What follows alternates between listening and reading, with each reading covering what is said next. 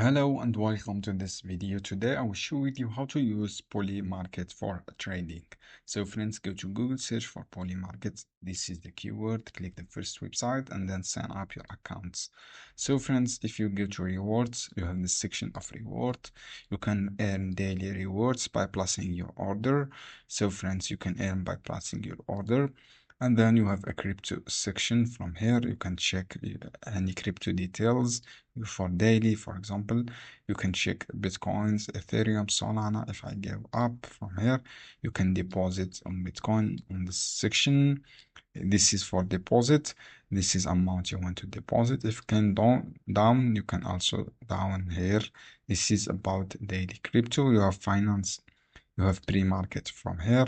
This is about the pre-market. You can buy before launch the token. You have daily, as I say.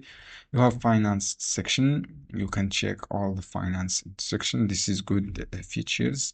You have cash from here. You can deposit and withdraw. You have different things here. You can check the trending right now. And then you can choose the dark mode or simple mode, as you can see here.